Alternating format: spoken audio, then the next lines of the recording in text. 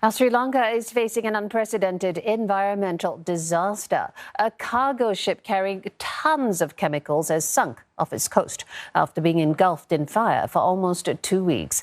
The fire has finally been put out.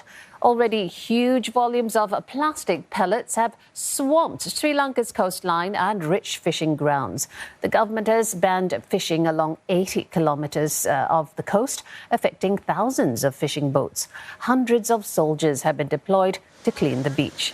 A salvage crew tried to tow the vessel further out to sea to try and minimise more environmental damage, but the attempt was abandoned after several hours.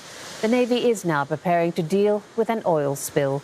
An expert explains that time is of the essence. I think that one of the most challenging issue here is the different raw materials normally used in cosmetics.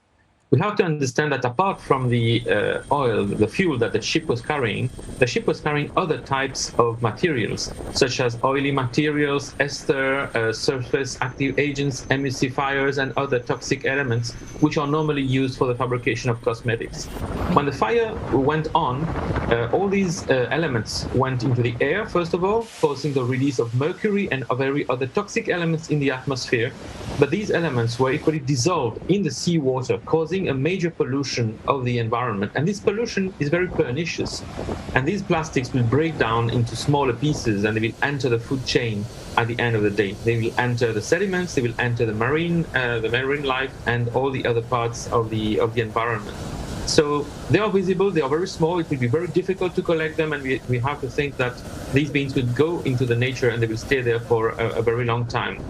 And entering the food chain will mean that these toxicity will also go into some elements and some animals which are normally consumed by humans. You have crabs, you have shrimps in Negombo Lagoon, you have fish that people live on. So there is a very urgent need now to assess, make seawater analyses to know exactly what type of pollution there is.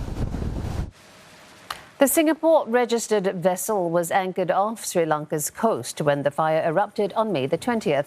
A criminal investigation has been launched. Investigators believe the crew knew that nitric acid was leaking from the vessel days before the blaze started.